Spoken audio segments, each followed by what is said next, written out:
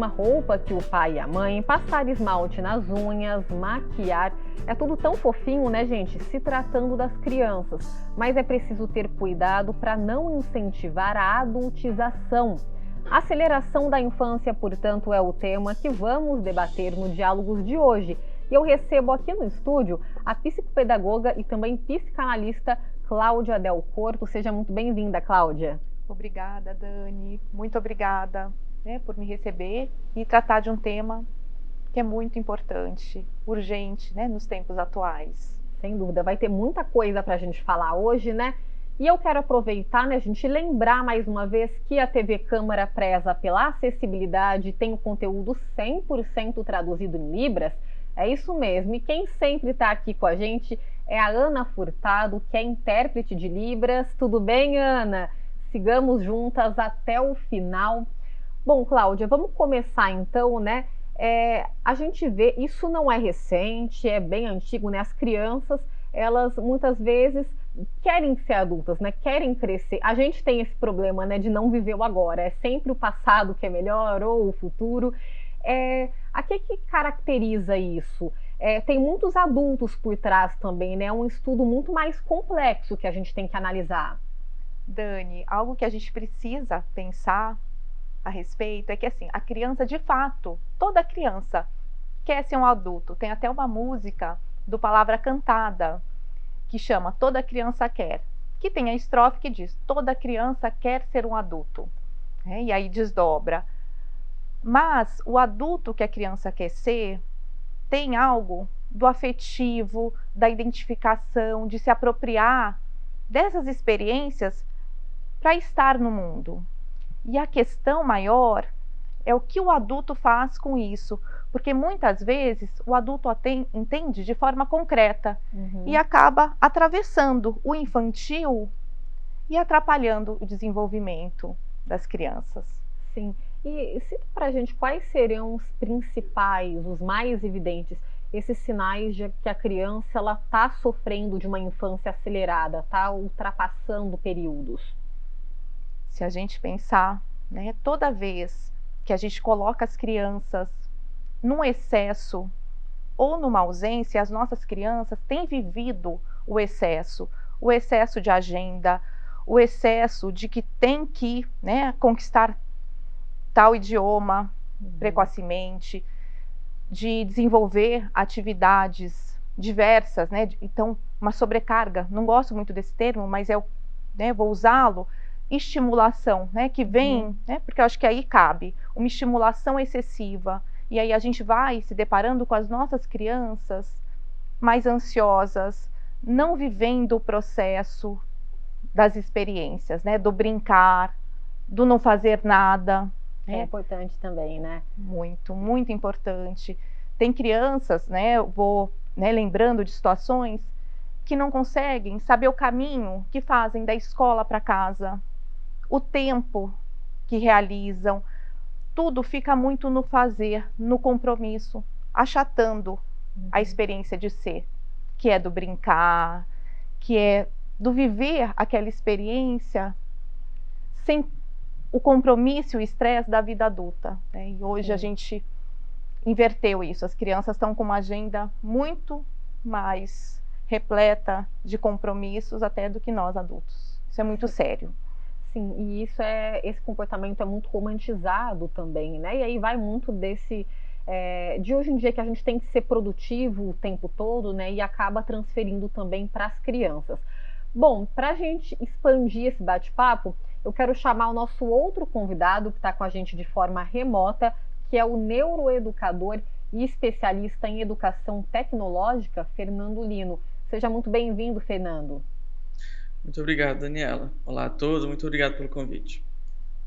Então, Fernando, eu quero começar, a gente está falando, né, a Cláudia comentou sobre muitos estímulos também, né, e a internet, as redes sociais, a gente sabe que são maravilhosos, são benéficos, mas eles também contribuem para isso, né, a gente sabe de uma idade mínima para poder ter acesso a tais informações, né, é muito importante ter esse controle também. Sim, sem dúvida, Dani. Na verdade, como eu trabalho dentro de escolas, né, o nosso grande desafio, e conversando com os professores também, é que eles veem, na verdade, se veem, né, como concorrentes de dispositivos e plataformas que funcionam em uma velocidade diferente da vida real. Então, é muito comum, quando eu vou trabalhar dentro de escolas, levar essa temática que a gente chama de bem-estar digital. O primeiro passo que a gente dá é ensinar para as crianças e começar a conversar com elas sobre a diferença de velocidade entre o mundo digital, das plataformas, dos jogos, que é desenhado para levar engajamento, e por isso que ele vive nessa velocidade diferente, e o mundo real. E não na verdade, é muito comum crianças reclamarem que elas se sentem entediadas no dia a dia, mas isso parte de velocidades diferentes, que elas sempre estão trocando de uma velocidade muito rápida para a velocidade que parece para elas muito devagar do mundo real. Sim, e Fernando, aproveitando o gancho que você falou que você atua diretamente nas escolas, né? Então você tem esse convívio, esse contato. O que você percebe na prática com a convivência com essas crianças, com esses jovens, né?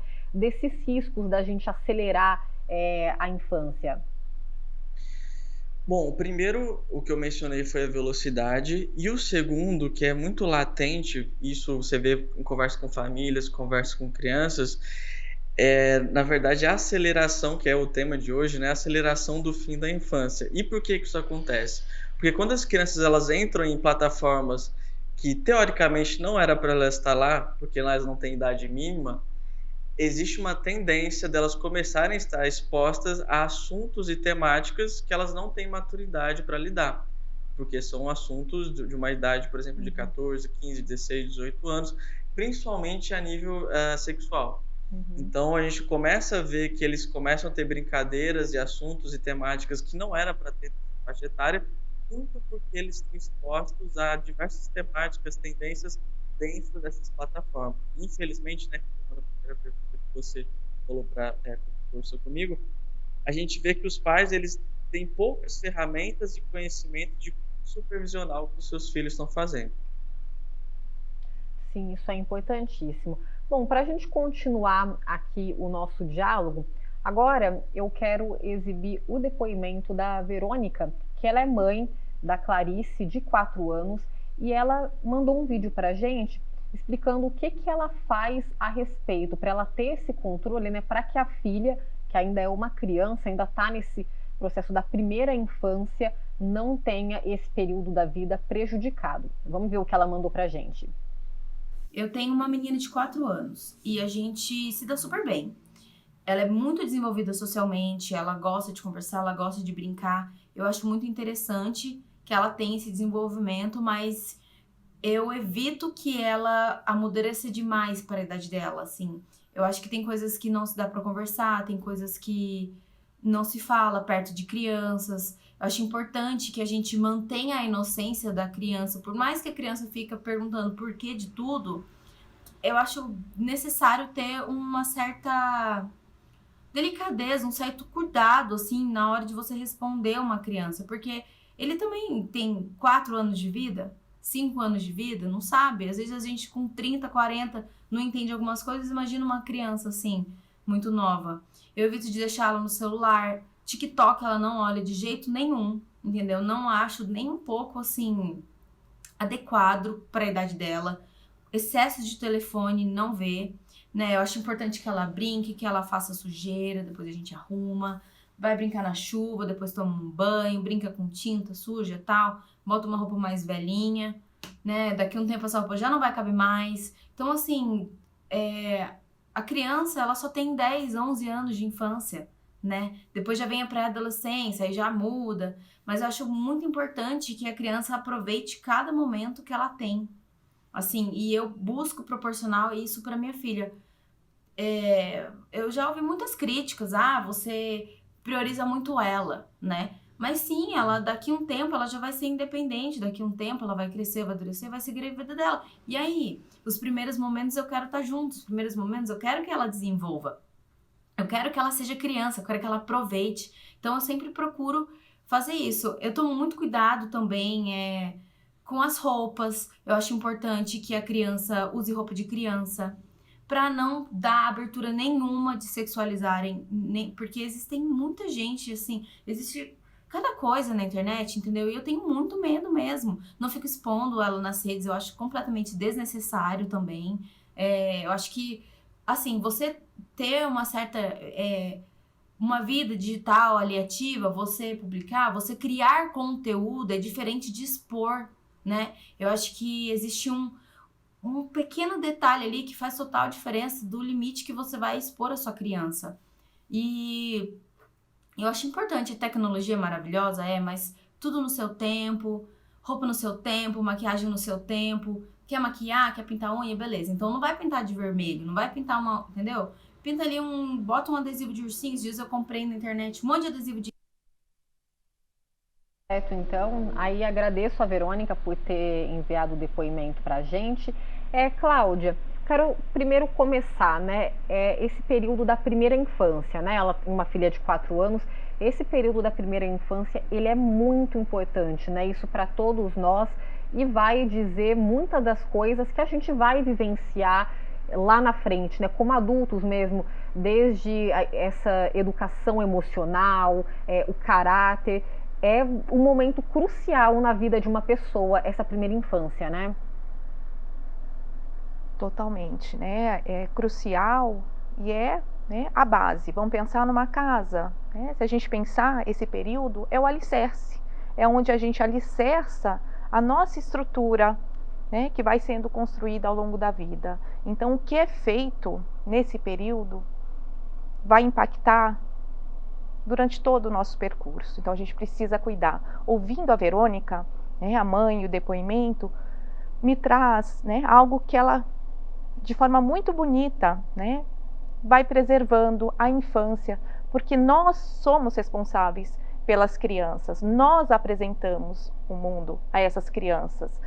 Então, como a gente conduz, como a gente olha, vai fazer diferença para que ela possa experimentar de uma forma saudável ou não esse período da vida. Sim, sem dúvida. Quero voltar com o Fernando. Né, a gente viu até no depoimento que ela evita, né, não deixa a filha ter acesso a alguns aplicativos, redes sociais. E hoje que a gente, né, trabalha a imagem, ela está em primeiro plano, a gente tem mais acesso a influencers, e aí gera um outro problema também, que aí com as crianças um pouquinho maiores, mas com essa percepção da autoimagem, né, que muitas vezes é distorcida. Então é mais um problema que a gente tem de estar lidando desde cedo, né? Sem dúvida. Na verdade, quando essas crianças entram nesses espaços, nessas plataformas, e isso é muito interessante quando você começa a conversar com elas abertamente sobre os incentivos que eles sofrem dentro dessas plataformas, né? Eles começam a perceber rapidamente que determinados comportamentos nas plataformas recebem mais curtidas, recebem mais comentários. Então, infelizmente, em alguns casos, a gente vê que existe um incentivo à autoexposição dessas crianças em mostrar mais parte do seu corpo, porque elas começam, principalmente as meninas, começam a perceber que meninas que dançam de determinado jeito recebem mais curtidas nas redes sociais e elas começam a fazer esse tipo de vídeo, começam a ganhar mais like. E ano passado, inclusive, saiu toda uma investigação sobre homens maiores de idade que vão atrás desses perfis dessas meninas, que elas começam nesse tipo de incentivo dentro da plataforma. O que é muito triste, né? E depois, quando a gente fala sobre as influências, né, as crianças, elas têm um fenômeno que a gente chama de parassociabilidade. É quando elas começam a se espelhar nesses influenciadores, na forma como eles veem o mundo, como eles se vestem, e isso vai impactando na vida deles, né? E como a gente vive um fenômeno muito grande de influenciadores mirins no Brasil, é muito importante os pais estarem de olho em quais influenciadores estão influenciando a vida dessas crianças, né? Então é muito importante sempre conversar com o seu filho quais são os incentivos, quem eles estão seguindo na rede social, porque isso vai impactar diretamente como as crianças se veem e como que elas se expõem ou não na internet. Limitar mesmo, né?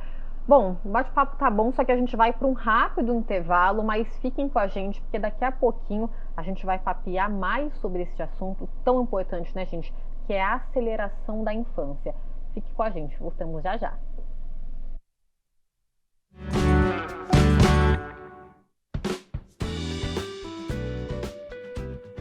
De volta com Diálogos. No programa de hoje estamos falando sobre a aceleração da infância. E quem está aqui comigo no estúdio é a psicopedagoga e também psicanalista Cláudia Del Corto. E também de forma remota a gente está conversando com um neuroeducador e especialista em educação tecnológica, o Fernando Lino.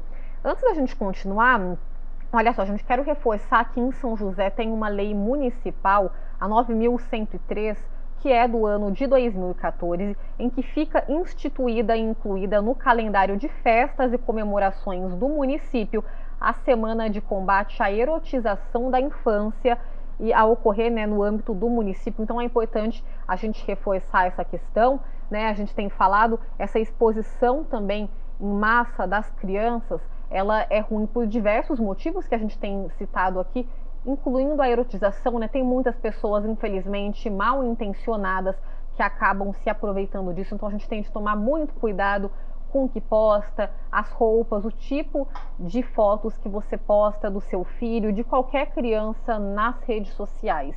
É importante a gente tomar muito cuidado com isso. Não é mesmo, Cláudia? Sim, Dani, o cuidado, né, é de preservar, né, de preservar essa infância, né, que a gente já falava no bloco anterior, do quanto, né, até quando a gente fala, né, dessa erotização da infância, a criança, a língua dela é na língua da ternura, né, do afeto, que é diferente dessa língua do adulto. Então, por mais que ela esteja lá mimetizando, com batom, com, né, a unha pintada, que às vezes, enfim, né, com o corpo, com vestimentas adultas, a linguagem dela ainda é da ternura. E o que atravessa é o adulto. Então, quanto o adulto precisa cuidar, né, porque pode tornar confuso essa compreensão. E aí a criança assumir questões das quais ainda ela não tem maturidade. Sim, sem dúvida. Olha só, vamos seguir aqui. Olha só que preocupante, gente. De acordo com dados do portal Statista, o mercado de cosméticos para a pele de crianças e bebês, é isso mesmo, deve apresentar uma taxa de crescimento anual de cerca de 7,71% até o ano de 2028, quando deve atingir o volume de mercado de 380 milhões de dólares, o que equivale a aproximadamente mais de 1 bilhão de reais em todo o mundo. E em 2028 ainda, espera-se que o número de usuários desse tipo de produto atinja quase 161 milhões de pessoas. É muita gente, né? E é absurdo, né, a gente pensar que produtos, né, ácidos, cosméticos estão sendo pensados e trabalhados, pensando no marketing também, né, para crianças. Sobre este assunto, então, eu quero chamar agora a repórter Fernanda Santos, que ela está com o pediatra Otton Becker, não é mesmo, Fê? Muito obrigada pela participação de vocês, sejam muito bem-vindos ao Diálogos. São números alarmantes, né, Fê? Oi, Dani. Oi para todo mundo que está assistindo Diálogos da Cidade. Exato, Dani. Os números são impressionantes mesmo. Assusta, né? Olhando tudo isso. Você que tem uma filha, eu que tenho 3 sobrinhos, a gente tem que ficar bem de olho também em relação a essas crianças hoje em dia, né? E o futuro delas, né? O que serão. Então, para a gente discutir um pouquinho sobre esses números, sobre esse tema da questão dos cosméticos, de maquiagem para as crianças, né? O uso excessivo de outros produtos também, eu vou conversar agora aqui com o pediatra Otton Becker, que vai comentar com a gente sobre essas questões. Doutor Otton, seja muito bem-vindo ao Diálogos da Cidade. Doutor, eu queria que você comentasse para a gente, né, os problemas relacionados, né, quais são os problemas relacionados ao uso precoce desses cosméticos de maquiagem, né, também, por favor. Muito bem-vindo. Muito obrigado pelo convite. Eu sou um pediatra clínico, né? Mas tem um envolvimento também com essa parte da dermatologia infantil, né? Primeira coisa que a gente não pode esquecer é que a pele da criança é uma pele muito mais fina, muito mais delgada que a pele de um adolescente, de um adulto. Então, outra coisa que você não pode nunca esquecer é que tudo que você passa na pele, uma parte é absorvida. Então, você sabe, se você usar por exemplo, que é muito usado, né, de maneira errada muitas vezes, se você passa um corticoide por tempo prolongado em alguma lesão da pele, em algum eczema na pele, pode, com o tempo, essa pele vir a se atrofiar, levar à formação de novos vasos. É uma coisa terrível, né? Então, com a criança, a gente tem que tomar um cuidado muito maior. Então, a potência da medicação que está sendo usada, o tempo que vai ser usado, tudo isso pode levar a um sofrimento na pele em vez de uma melhora que você vai buscar, né? E aí tem uma idade certa também para qualquer uso desses produtos, né, doutor? Eu acho que o mais simples seria deixar no básico, que é um protetor solar, né? E isso para a vida toda. Mas para quem quiser utilizar, para aquele filho que está querendo utilizar já uma maquiagem, o que os pais podem aconselhar? Que dica que pode levar em relação a isso, né? Como é que ela pode explicar, né, que não é apropriado? Logicamente que desde o nascimento você, volta e meia, você tem que recorrer a algo para aplicar na pele. No início, nos primeiros meses de vida, são frequentemente as assaduras que ocorrem muitas vezes de maneira repetida. Então, tudo isso vai,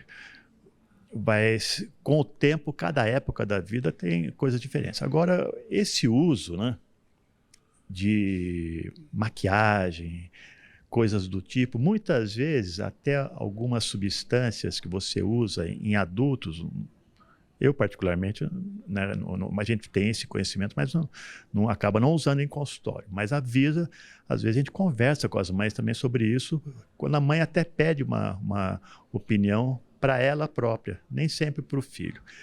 Mas a criança se espelha nos pais. Então, ela se espelha, ela quer ser o que ela vê na mídia. Então, a criança, ela quer ser adulta antes, porque ela vê aquela glamourização que existe com o adulto, ela vê que, como adulto, ela não vai precisar ter ela vai poder ter mais autonomia, não vai ter que obedecer tantas coisas, horários, que a gente tem que exigir com as crianças que isso seja feito, né?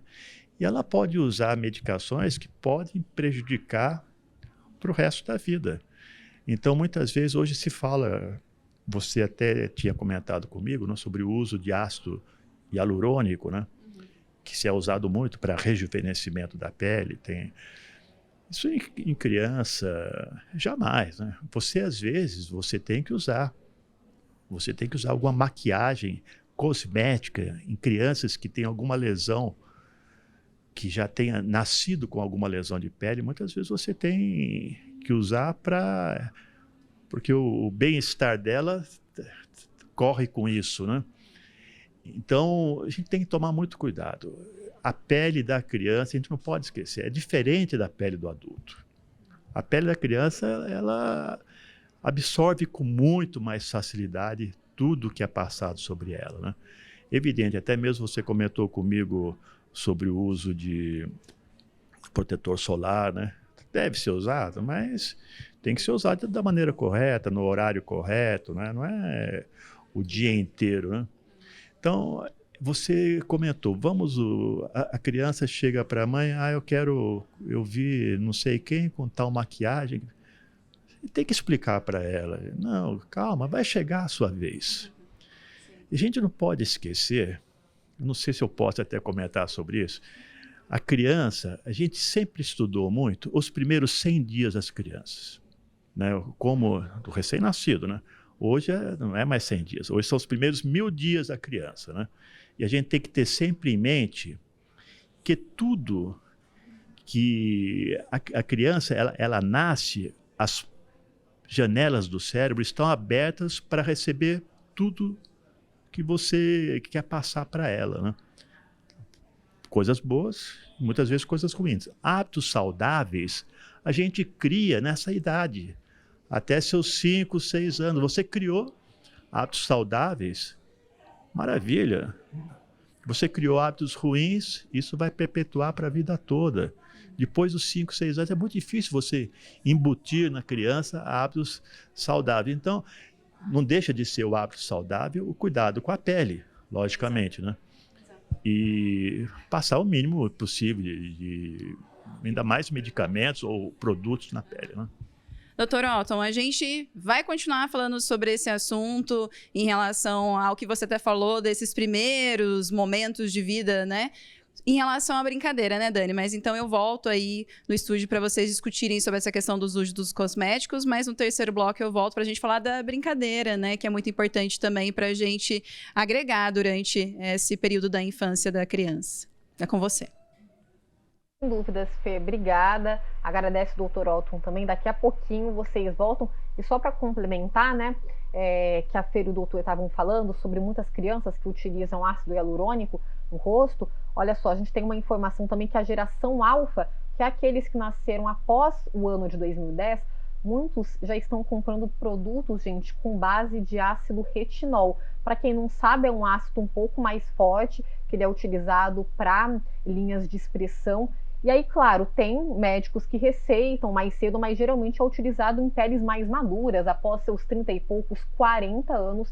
E olha só, a gente está vendo, adolescentes, né? 2010 para 2024 são 14 anos e já comprando produtos à base desse ácido. Então é muito sério, gente. A gente tem que ficar de olho, né? Os adultos terem essa noção. Bom, Cláudia, outra coisa também, a gente estava falando sobre essa exposição, redes sociais. Agora, uma moda que está acontecendo no mundo todo, principalmente em alguns países da Europa, nos Estados Unidos, que é o chá revelação da primeira menstruação, né? Que é a menarca, até tem uma hashtag intitulada Period Party, né? Que é a festa do período. Muitas pessoas relatam que é uma forma mais descontraída, mais leve de tratar desse assunto. Pode até ser, mas é preciso tomar cuidado, né? Porque você está expondo uma coisa tão íntima, né? Que marca a vida dessa menina para o resto da vida, então tem de tomar muito cuidado com isso. Queria que você analisasse um pouquinho esse fenômeno, né? Do ponto de vista psicanalítico. Eu vou pensando aqui, né? Do quanto a nossa sociedade vai devassando o privado, né? Então a gente não tem mais um limite entre, né? O que é privado e o que é público. E o que se torna, né, o que é privado, vai para o espaço público, né? A gente vê as redes sociais, é um exemplo notório disso. E esse tipo, né, de abordagem, né, do quanto a gente não tem cuidado, né, da nossa intimidade, né, expondo o que é mais íntimo, né, de um momento particular do desenvolvimento, né? Então, é algo que a gente precisa pensar, né? Ao mesmo tempo, né, que se diz, vamos lidar de uma forma mais natural, a gente não resguarda, né, algo da privacidade, né? E se torna algo muito pasteurizado, porque aí todo mundo, né, passa a ter uma obrigação, né, dessa festividade, dessa, né, como mais um compromisso, né, de exposição, né? Lembro da mãe, né, no bloco inicial, comentando sobre, né, a questão, né, da exposição, né? E isso é a vida privada, né? Do qual nós adultos, né, volto a repetir, somos responsáveis. Então é muito sério quando a gente, desde muito cedo, né, vai tomando isso como natural, Sim. Vai naturalizando.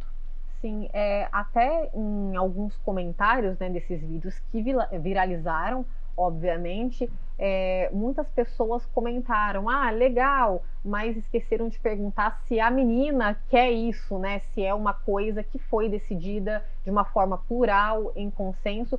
Eu quero voltar para o Fernando também, rapidamente, para comentar essa situação, né, que a gente está falando dessa exposição. E, Fernando, infelizmente, é o que acaba gerando mais engajamento mesmo, né? Situações como essa, de você se expor tanto. Porque nós, quando eu falo sociedade de uma maneira geral, acabamos consumindo, de fato, mais esse tipo de conteúdo, né? e perdendo essa noção mesmo do que é o público e o que é o privado. Sim, hoje a gente já tem um termo que a gente chama de sharing, né? O termo em inglês, que na verdade é o anseio que o pai tem de compartilhar a vida do seu filho, o que é um grande problema, né? Já havia comentado no bloco anterior sobre os incentivos, o que a gente não faz para ganhar uma curtida. E quando a gente vai conversar com uma criança, ela sempre vai estar se espelhando no pai. E se ela vê que os pais têm esse comportamento, eles já estão nessa máquina de fazer algumas coisas que a gente acha abusivas para ganhar algum tipo de curtida, imagina que qual que é o comportamento que eles vão espelhar, né?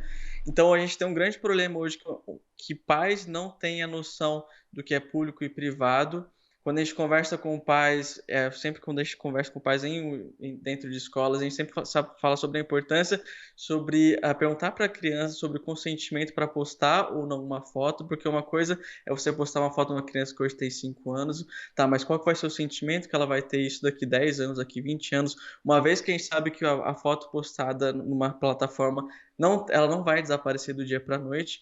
Então, a gente sempre conversa com pais sobre consentimento e com crianças também. Quando elas tiram fotos de terceiros, qual que é a importância deles pedir o consentimento desses terceiros, se eles podem ou não expor essa pessoa. Fernando, rapidamente, né, em termos de legislação, como que você avalia nesse quesito, né, até do limite mesmo, de expor sobretudo crianças? Você acha que a gente ainda está muito aquém do que deveria em termos de fiscalização, de algo mais sério? Eu acredito o seguinte, Dani, na verdade, hoje existe uma idade mínima para entrar nessas plataformas de 13 anos, é uma idade meio que aleatória, existe uma grande discussão se ela é boa ou ruim. Na minha opinião, ela é imatura ainda. Uma criança com 13 anos não tem maturidade suficiente para estar dentro de uma rede social. Com certeza a gente vai ver nos próximos anos um aumento, certamente, no que a gente chama de regulação das mídias sociais, né? Contudo, a gente não pode não pode deixar de perceber que o melhor filtro sempre vai ser a família. Então, por isso que o meu esforço, na verdade, né, é sempre conscientização da família. Porque a família que está 24 horas por dia com a criança, é com ela que o filho está esperando o comportamento de rede social. Com certeza a legislação e regulação vai ajudar, porém só ela não vai resolver o problema, né? Na verdade, o que pode ajudar a resolver o problema é como que os pais se veem nas redes sociais, como que eles são tão narcisistas nas redes sociais e como eles acabam levando no bojo os seus filhos também. Sim, é isso. Bom, e aí vai, né, Cláudia, muito do que a gente falou no começo, né, de muitos pais que acabam se realizando mesmo nos filhos, né? E aí, mas eu acho que é uma discussão ainda mais embaixo. A gente sabe que por questões sociais, socioeconômicas, muitas famílias, né, a criança ela tem de começar muitas vezes a trabalhar mais cedo. Hoje, felizmente, a gente vê menos do que no passado, mas a gente sabe que a realidade, Brasil afora, a gente ainda tem muitas pessoas nessa situação. Então é um assunto bastante delicado, né, Cláudia?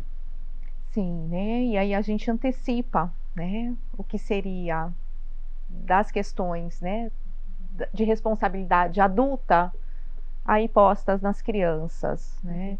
E aí as leis nos ajudam a resguardar isso de alguma forma, mas nós precisamos, como sociedade, ter atenção a respeito disso, né? O que estamos fazendo com a infância, né? Porque quando a gente diz de acelerar, né, a gente acelera emocionalmente, cognitivamente, funcionalmente, e isso, né, tem um preço e uma conta alta para ser paga lá na frente. Em algum momento vai chegar, né? E aí a gente até já fala isso no próximo bloco, né? De muitos adultos que acabam tendo comportamentos mesmo mais infantis, porque esse momento fez falta. Então é um assunto bastante delicado, gente. Bom, a gente vai para o rápido break, o nosso último de hoje, mas é rapidinho, voltamos já, fique com a gente.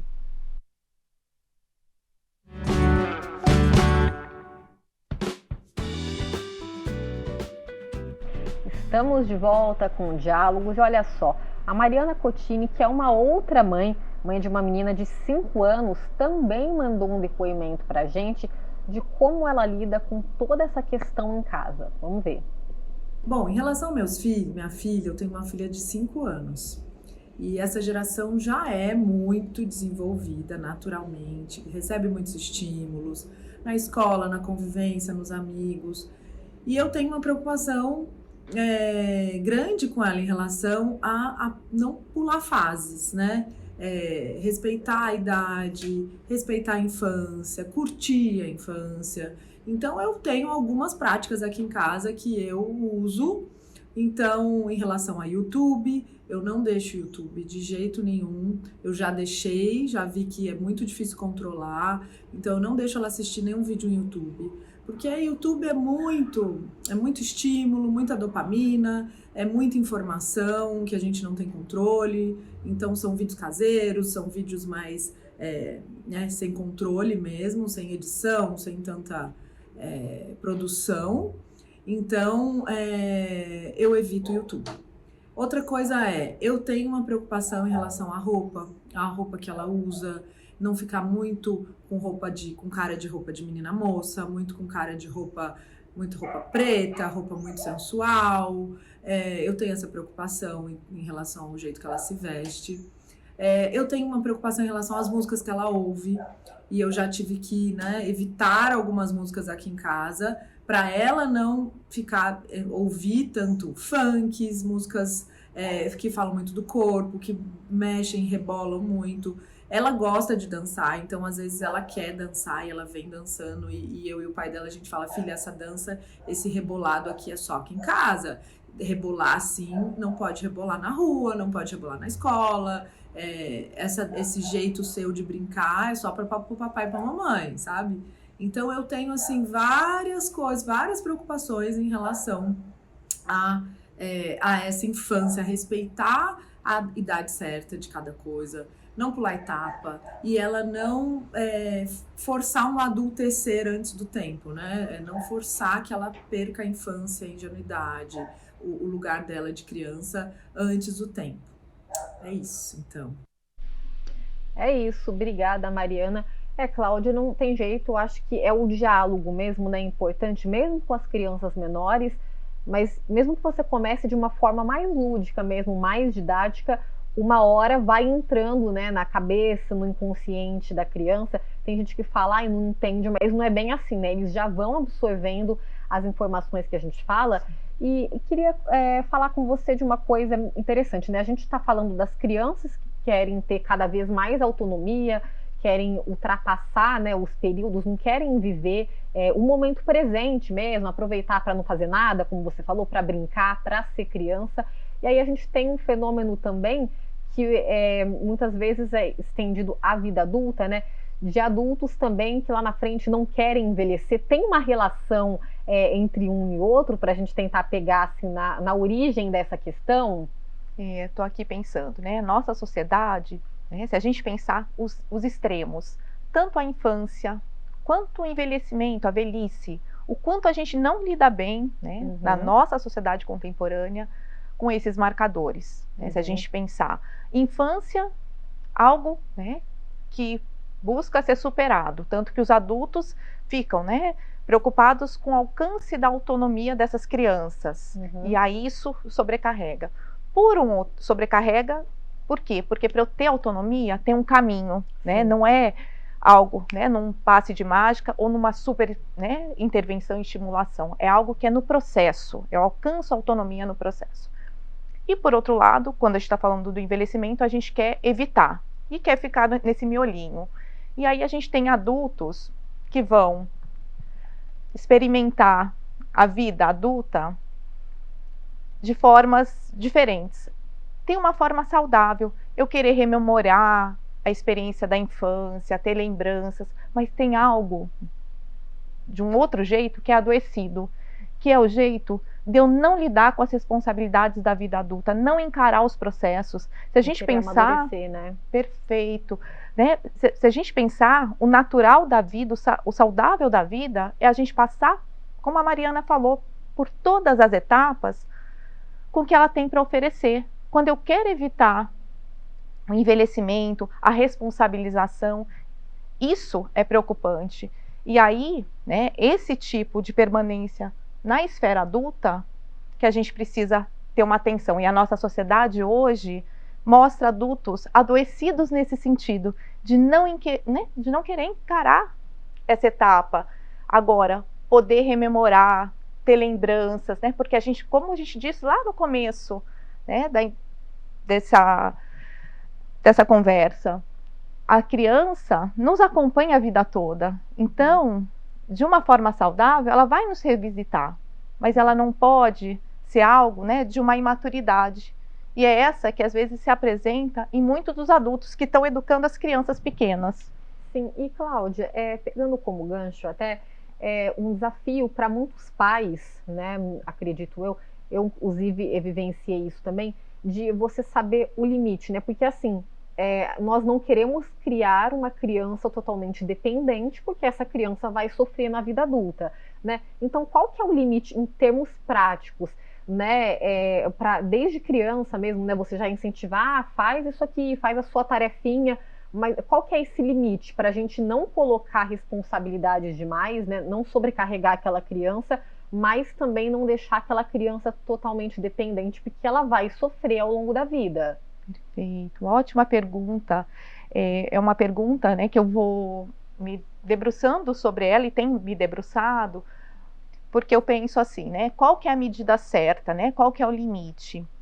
A gente precisa encarar que primeiro, né, principalmente na primeira infância, essas crianças vão precisar do nosso apoio e a gente precisa sempre se perguntar o que ela pode, o que ela não consegue fazer sozinha. Tem muitas coisas que ainda ela não consegue fazer sozinha.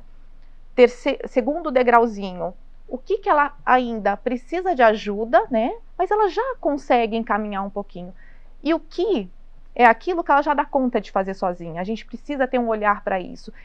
E o olhar que vai nos encaminhar, muitas vezes, é a própria criança. Eu não sei se você já assistiu o filme do Nemo. Quando o Nemo, o pai, pergunta no começo do filme, que ele se impressiona com as tartarugas, ele pergunta, como que você sabe, né? Como você deixa suas tartarugas, né, seus filhotinhos irem? Ah, porque está no tempo certo. E aí ele pergunta, mas como que você sabe o tempo certo? Eles vão dizer, né? Então a gente precisa estar conectado também com isso, porque olha que paradoxo, as nossas crianças estão vivendo e se responsabilizando por coisas que elas não têm capacidade para isso. Então lembra do que é da autonomia, a gente, né, que ela ainda não consegue fazer sozinha, a gente encarrega, né? A gente às vezes fala, né, para a criança, nossa, por que você não acordou cedo para ir para a escola? Enfim, né, ela não quis acordar, ela não quis comer, ela não quis colocar agasalho, coisas que a criança, né, não tem autonomia ainda para decidir, porque quem sabe sobre esse mundo e sobre essa preservação da saúde é o adulto.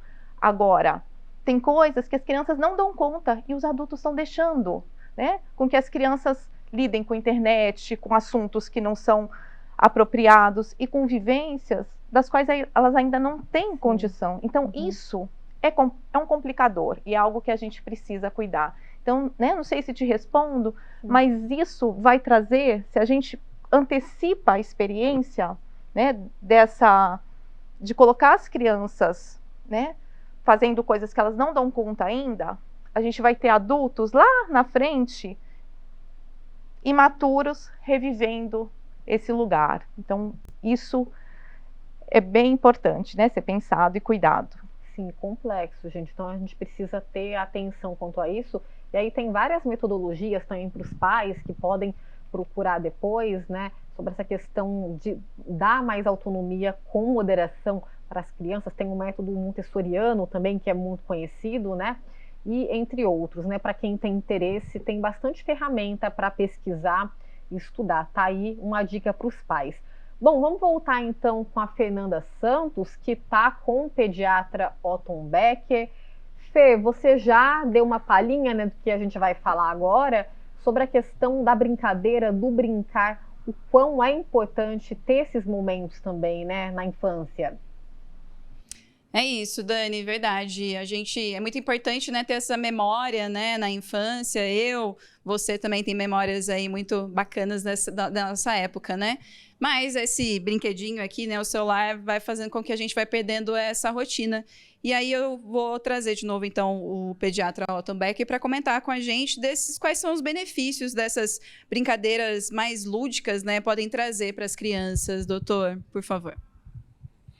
Primeiramente, a gente tem que ter em mente que o brincar não é apenas um passatempo, né? O brincar é algo importantíssimo para o desenvolvimento cognitivo, social da criança, né? Então, não é hoje totalmente a formação das famílias mesmo, a estrutura familiar é totalmente diferente de 40, 50 anos atrás. Eu não posso também ficar falando, no meu tempo eu fazia isso, no meu tempo eu fazia aquilo, eu brincava na rua. O tempo é diferente, né? Então, a gente que é pai, gente que é mãe, tem que estimular as crianças a brincarem com outras crianças, às vezes a competir entre si, para isso só vai levar a benefícios, né? Então, com isso, você vai conseguir também afastá-la e ficar só na imagem, ficar só no celular, ficar só no computador. É bom? Tem a sua parte boa, mas tem que ter um limite. Você tem que colocar certas rotinas na vida da criança e isso inclui as brincadeiras, né? Lúdicas, no caso, né? Que sejam, né? Mas estimulá-la está sempre brincando, né? Uma coisa que eu gostaria de comentar, se me permitem, né? Tomar muito pai e a mãe tomarem muito cuidado de não quererem que a criança, refletir na criança as suas frustrações. Eu queria ser jogador de basquete, né? Não consegui, então meu filho tem que ser. Eu queria ser jogador de futebol, não consegui, meu filho... Então isso tem que tomar muito cuidado, porque pode levar a uma frustração da criança e sua também, né? Doutora Otton, muito obrigada pela sua participação aqui no Diálogos da Cidade, viu? Parabéns pelo seu trabalho de anos tratando de crianças, né, ao longo desse período aí. A Rafa, nossa editora, foi paciente do Dr. Otton, apareceu aqui nos bastidores para dar um abraço, foi muito fofa. Então, é isso, Dani, eu acho que fica aí a dica, né? Eu como tia de 3 sobrinhas, você como mãe, da gente trazer esses exemplos, essas brincadeiras, como a gente estava discutindo aqui, para que fique marcado, né, na vida delas, para sempre aí. Parabéns pela pauta de todo mundo da produção. Volto aí com você no estúdio para continuar discutindo sobre o assunto. É isso, obrigada, viu, Fê? Doutor Otton, muito obrigada também por contribuir com a gente, pelo seu conhecimento. Um abraço e voltem sempre. Quero voltar agora para o Fernando, para a gente estender um pouquinho desse assunto, né? O doutor falou dessa importância do brincar, e aí eu já emendo da questão da escola, né? Você comentou lá no começo do papel da família, que é primordial, né? A família tem de estar junto em primeiro plano nesse processo, mas é um conjunto com a escola também, né? Como que a escola pode auxiliar nesse processo? E aí reforçar mais uma vez, né, o quão esse lúdico ele é importante também nesse momento. Bacana, Dani. Conectando ao último argumento que vocês comentaram ali sobre, na verdade, a importância do brincar, né? Existe um aspecto muito social, muito importante nessa questão, né? A gente está lidando provavelmente com uma das gerações mais supervisionadas fisicamente, tá? Então, isso é fisicamente, né? Então, sempre existe um aspecto social, as famílias menores, vivendo dentro de condomínios, e a gente acredita que as redes sociais, a tecnologia, acaba se tornando um momento de fuga dessa criança, onde, às vezes, a liberdade que ela não tem no mundo físico, ela acaba tendo nessas tecnologias. Então, existe um psicólogo social norte-americano, e aí eu vou conectar com a ideia da escola, da sua pergunta, Dani. Ele chama Jonathan Haidt, ele acabou de lançar um livro que chama Geração da Ansiedade, onde ele defende que as escolas hoje, elas deveriam, a prioridade número 1 delas, na verdade, é incentivar o brincar prioritariamente sem supervisão assídua, vamos dizer assim, né? Porque ele acredita que a falta do brincar e a falta do brincar livre, né, que existia nas gerações anteriores, vem prejudicando cada vez mais essas crianças, levando, e aí tem diversos números que falam sobre isso, a níveis de ansiedade, depressão, e aí quando eles entram na idade de começarem a usar as redes sociais, eles acabam utilizando a tecnologia como fuga, né? Então hoje existe uma grande discussão, principalmente, eu acredito que ela vai chegar aqui no Brasil em algum momento, sobre como que a escola deve entrar num papel de prover para essas crianças um momento de brincadeira, já que devido ao aspecto social da vida, às vezes os pais não conseguem fazer isso, às vezes não podem fazer isso na rua, porque, enfim, o Brasil de hoje é diferente do lado de trás. Então, hoje existe toda uma discussão sobre como as escolas podem potencializar isso e como isso é importante para criar autonomia na criança, né? Então, uma vez que as crianças, ela sempre é supervisionada fisicamente, ela vai para a tecnologia e acaba usando isso como subterfúgio, isso acaba acarretando, enfim, adolescentes e adultos imaturos e, inclusive, utilizando a internet de maneira equivocada. Por isso que é tão importante as escolas começarem a se atentar para o brincar, e principalmente o brincar não supervisionado. É isso. Outra coisa, né, que o Dr. Otton comentou, que eu acho que é importante a gente reforçar, né, e aí a escola, Fernando, também tem, né, um papel de tentar contornar isso, a questão dessa rivalização mesmo entre os jovens, as crianças, que é um assunto também bastante complexo, né, muito complicado também, e que só traz malefícios, ainda mais, né, nesse primeiro momento que a pessoa não está formada, né, ainda não é um adulto. Sim, sem dúvida. Quando eles entram, né, como eu havia mencionado lá atrás, eles entram nesses espaços tecnológicos, eles não têm maturidade para lidar com, principalmente, e aí voltando em um dos aspectos da nossa conversa hoje aqui, por exemplo, a autoimagem. Existem estudos hoje que um país que sofre muito com, por exemplo, o aumento repentino de cirurgias plásticas, né, que é a Coreia do Sul. Então, existem até estudos que conseguem linkar o número de aumento de filtros em plataformas e redes sociais. E, por exemplo, eu estou falando de filtros que mexem com o nariz, que mexem com a boca, que mexem com a orelha, de linkar diretamente com o número de cirurgias plásticas que foram aumentando nesse país. Então, a gente está lidando, e hoje, inclusive, celulares, né, vêm já com inteligência artificial para modificar a foto, para melhorar a foto. Então, eles fazem várias técnicas para sempre usar algum tipo de filtro para a mesma foto que você acha que você fez no seu celular não tem algum tipo de filtro, ela já tem algum tipo de filtro. Então, a gente está falando de uma geração que provavelmente ela sempre vai ter uma foto postada e sempre vai se exibir através de algum tipo de filtro. Então, e isso já linkando com o assunto escola novamente, né? As escolas e as famílias vão ter que ter conversas sérias e contínuas sobre o que, por exemplo, é real, o que é realidade e como que os filtros da internet impactam a nossa percepção de realidade. Sem dúvida.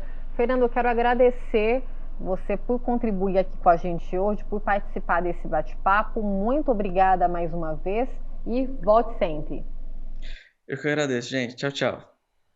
Tchau, tchau. Até mais. Bom, Cláudia, então, para a gente finalizar, tem alguma consideração final que você gostaria de fazer? Acho que diálogo, né, é muito importante, principalmente para os filhos maiores, que aí já entendem um pouquinho mais, para a gente tentar equilibrar essa equação. Sim, né? Eu acho que o diálogo é importantíssimo, né?